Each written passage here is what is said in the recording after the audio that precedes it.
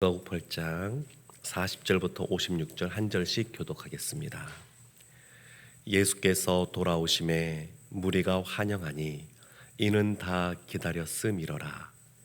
이에 회당장인 야이로라 하는 사람이 와서 예수의 발 아래에 엎드려 자기 집에 오시기를 간구하니 이는 자기에게 12살 된 외딸이 있어 죽어가미러라. 예수께서 가실 때에 무리가 밀려들더라. 이에 12해를 혈루증으로 앓는 중에 아무에게도 고침을 받지 못하던 여자가 예수의 뒤로 와서 그의 옷가에 손을 대니 혈루증이 즉시 그쳤더라. 예수께서 이르시되 내게 손을 댄 자가 누구냐 하시니 다 아니라 할 때에 베드로가 이르되 주여 무리가 밀려들어 미나이다. 예수께서 이르시되 내게 손을 댄 자가 있도다.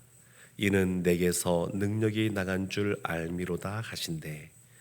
여자가 스스로 숨기지 못할 줄 알고 떨며 나와 엎드려 그 손댄 이유와 곧 나은 것을 모든 사람 앞에서 말하니 예수께서 이르시되 딸아 내 믿음이 너를 구원하였으니 평안히 가라 하시더라.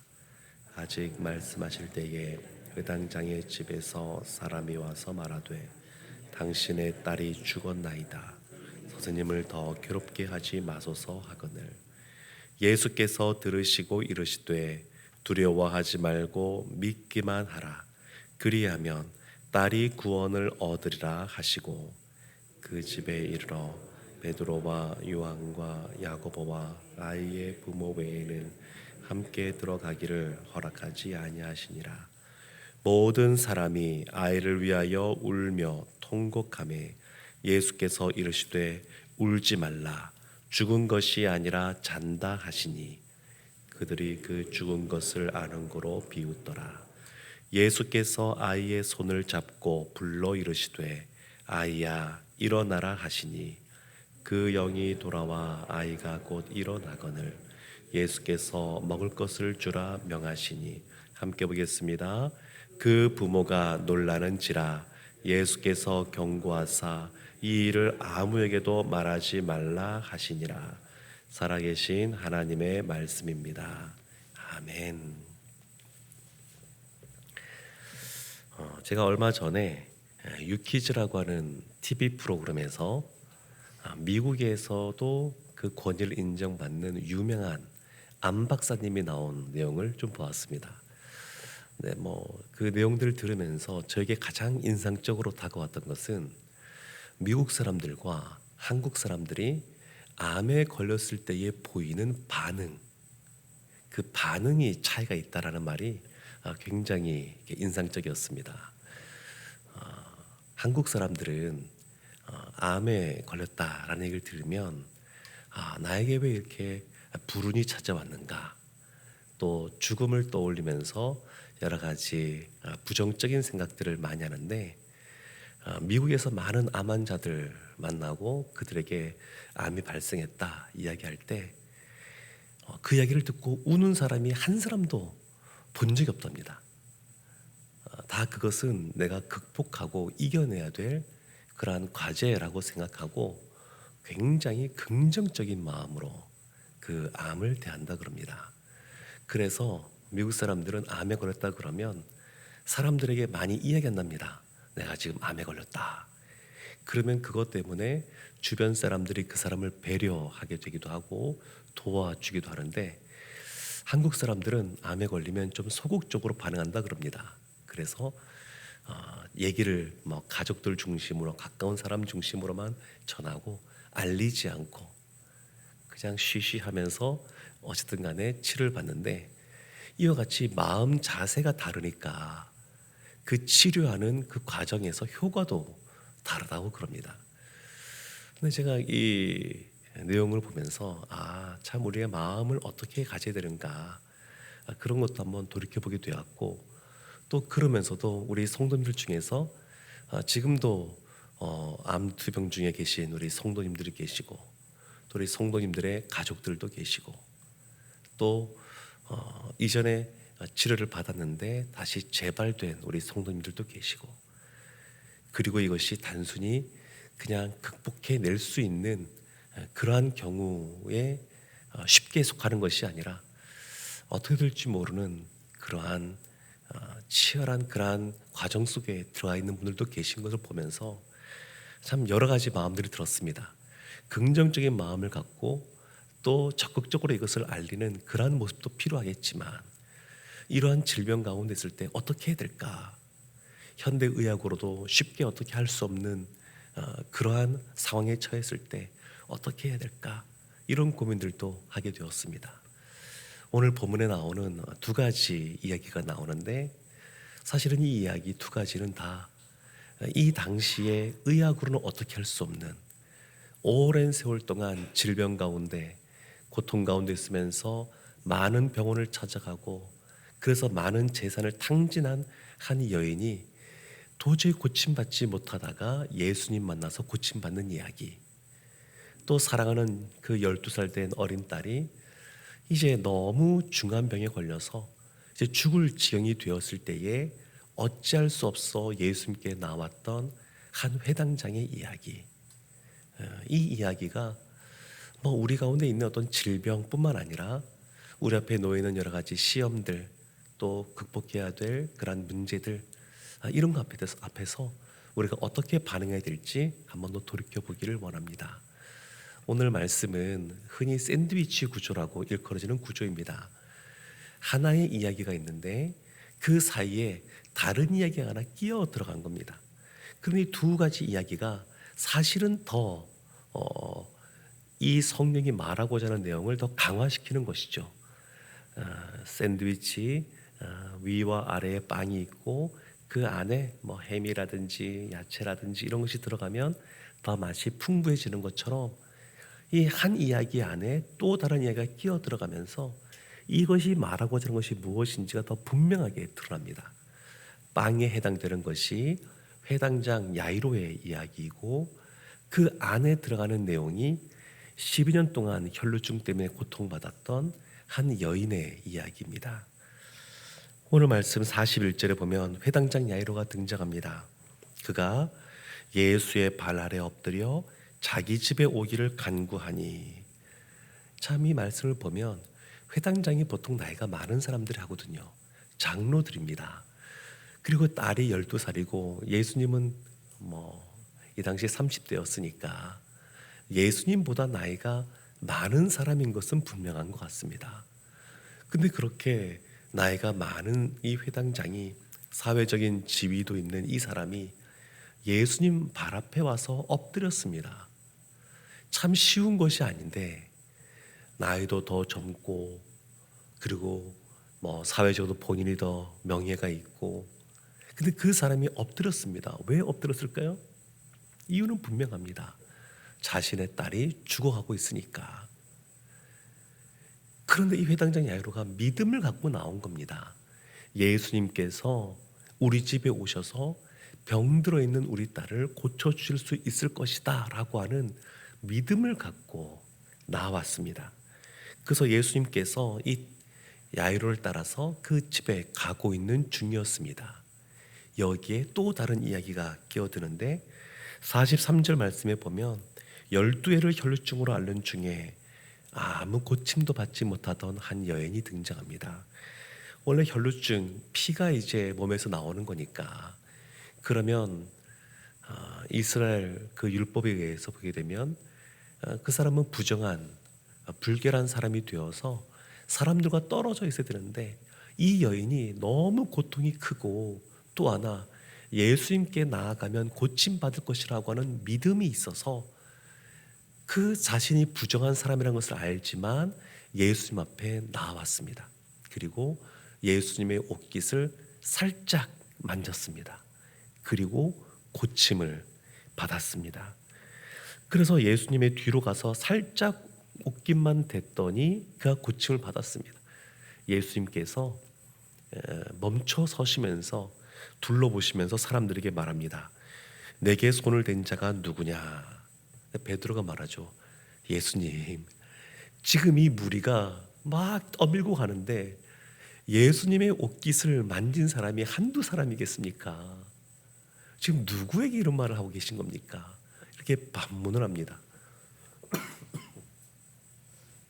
예수님께서 나에게서 능력이 나간 줄 내가 안다, 이런 말을 하니까 그 여인이 이제 고백을 하는데, 생각해 보십시오. 예수님의 몸에 손을 댄 사람들, 옷에 손을 댄 사람이 무수히 많은 겁니다. 이 여인만 손댄 것이 아닙니다. 많은 사람들이 손을 댔는데, 그런데 예수님의 능력으로 회복과 이 고침 받는 것을 경험한 사람은 이 여인밖에 지금 없는 겁니다. 그래서 예수님 앞에 나온다 그래서 다 이와 같은 것을 누리는 것이 아니라, 이 여인처럼 믿음을 가지고 예수님의 옷깃을 잡은 사람이 예수님의 능력을 덧입습니다. 이 여인이 믿음을 갖고 예수님께 나왔습니다. 그래서 이 여인이 사람들 앞에서 이야기하죠. 47절을 끝에 보면 그 손댄 이유와 그 나은 것을 모든 사람 앞에서 말하니, 예수님이 몰라서 그런 것이 아니라 예수님이 이 여인으로 하여금 간증하게 하신 겁니다. 우리가 하나님의 말씀을, 이 기록된 성경 말씀을 통해서 우리가 듣기도, 직접적으로 듣기도 하지만, 하나님을 만나 하나님의 은혜를 경험한 다른 성도님들의 간증을 통해서 간접적으로 그 하나님에 대해서 우리가 알기도 합니다. 하나님이 이 여인을 통해서 지금 간증하게 하고 있습니다. 누구들이라고 간증하는 것일까요? 늘 예수님 옆에 있는 12명의 제자도 있고 그 함께 따르고는 무리들도 있겠지만, 가장 1차적으로 지금 예수님께서 듣기 원하는 사람은 누구냐면, 지금 가고 있는 집인 야이로, 그 야이로가 듣기를 원했습니다. 예수님은 지금 이후에 어떤 일이 벌어질지를 알고 계셨습니다. 그래서 이 야이로의 믿음이 흔들릴 것을 아시니까 그 야이로에게 이 간증을 들려주고 계신 겁니다. 예수님께서 이 여인에게 48절 보면 이런 말씀하시죠. 따라. 참 어쩌면 예수님보다 나이가 더 많을 것 같기도 한데, 이 여인이 예수님께서 따라 이를 부르십니다. 그러면서 내 믿음이 너를 구원하였으니 평안히 가라. 내 믿음이 너를 구원하였으니 평안히 가라. 근데 이 표현이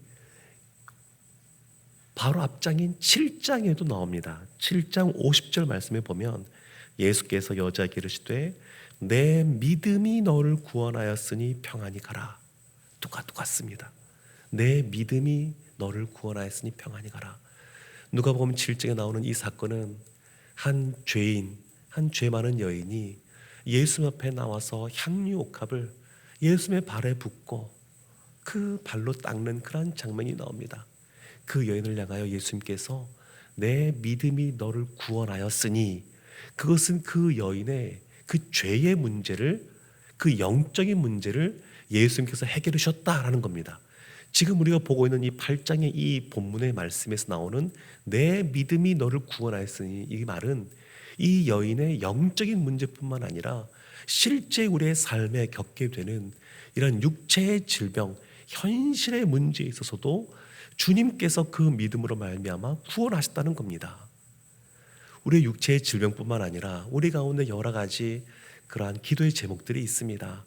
근데 그 기도의 제목을 갖고 믿음을 가지고 예수님께 갖고 나오면 주님께서 해결해 주시는 그러한 구원을 경험하게 된다고 말씀하고 있는 겁니다. 이 말을 옆에 있던 회당장이 듣고 있었는데, 참 공교롭게도 49절 말씀에 보면 아직 말씀하실 때에, 예수님이 말씀하고 있는 중입니다. 근데 공교롭게도 그 타이밍에 아직 말씀하고 그때에 회당장 집에서 한 사람이 와서 이렇게 말하는 겁니다.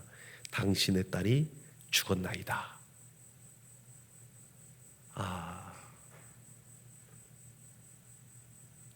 참 이 상황이 어떠할지, 이 야이로의 마음이 어땠지 짐작할 수가 있습니다. 당신의 딸이 죽었나이다. 아마 이 야이로의 마음에 다 끝났구나, 모든 것이 다 끝났구나, 이런 생각이 들었던 것 같습니다. 그래서 예수님께서 50절 말씀에 이렇게 말씀하시죠. 두려워하지 말고 믿기만 하라. 그리하면 딸이 구원을 얻으리라. 두려워하지 말고 믿기만 해라. 그러면 너 딸이 구원을 얻는다. 어쨌든 간에 야이로 집까지 갑니다. 예수님께서 그 소녀, 그 딸을 보면서 이 소녀가 죽은 것이 아니라 잔다 말을 하니까 사람들이 비웃습니다. 근데 예수님께서 그 안에 들어가셔서 그 소녀에게 달리다굼, 소녀야 일어나라 했더니 그 소녀가 일어나게 되는 사건이 오늘 기록된 말씀입니다. 사랑하는 성도 여러분, 야이로가 끝까지 믿음을 지켰을까요? 그러지 않았던 것 같습니다. 딸이 죽었다는 이야기를 듣고 모든 것이 끝났구나, 모든 것이 이제 불가능해졌구나, 그게 생각했던 것 같습니다. 그래도 하나님이 이 야이로를 사랑하시고 주님께서 사랑하시고 이 소녀를 긍휼히 여기셔서 이 소녀가 살아난 것, 야이로가 끝까지 믿음을 지켜서가 아니라 그러지 않음에도 불구하고 은혜를 베푸셔서 살려주신 겁니다. 오늘 본문 앞에 보면 거라사인의 땅에 예수님께서 가신 장면이 기록되어 있습니다. 거기서 보면 군대 귀신 들린 사람도 믿음의 고백을 하지 않았는데도 불구하고 회복시켜 주셨고, 거라사인의 땅들이 있던 그 땅에 있던 돼지떼, 불결한 돼지떼도 그들이 고백하지 않았음에도 불구하고 정결하게 해주신 분이 예수님입니다. 예수님은 우리의 생각보다 훨씬 더 긍휼이 많으시고 사랑이 풍성하신 분이시고 인애가 크신 분이십니다. 그래서 믿음을 갖고 왔다가 좀 잃어버려도 긍휼히 여기시고 은혜를 베풀어 주시는 분이 주님이십니다. 하물며 이 혈루증 앓던 여인처럼 끝까지 믿음으로 옷깃만 잡아도 나을 줄로 알고 나온 그 믿음의 그러한 모습을 갖고 있으면 오늘날까지 이 혈루증 앓던 여인, 이 여인의 간증이 반짝반짝 빛나는 별처럼 오늘날까지도 우리에게 전해지고 있습니다. 우리가 오늘도 기도할 때도 그렇고 50일 작전 기도할 때도 그렇고 믿음을 갖고 기도하기를 원합니다. 우리 성도님들의 기도 제목들 이렇게 듣고 기도할 때 저도 어찌할 수 없는 이 큰 이 문제 앞에 기도하게 되는 것은, 제가 오늘 말씀 준비하면서도 더 그랬습니다만, 하나님 제게 믿음을 더해 주세요. 제게 기도하고 있습니다. 의학적으로 아프심, 그 어찌할 수 없는 상황 속에 있는 우리 성도들의 얘기를 들으면서 저의 믿음을 더 크게 해주세요. 그렇게 기도합니다. 우리가 오늘도 기도하며 나아갈 때, 또 50일 동안 작정하며 기도하며 나아갈 때 더 큰 믿음을 달라고 기도하기를 원합니다. 더 큰 믿음으로 기도하면 하나님께서 더 큰 은혜로 함께 하실 줄로 믿습니다. 더 큰 믿음으로 기도하여 하나님의 놀라운 회복을 경험하는 우리 모든 성도들 되시기를 주님의 이름으로 축원합니다. 아멘.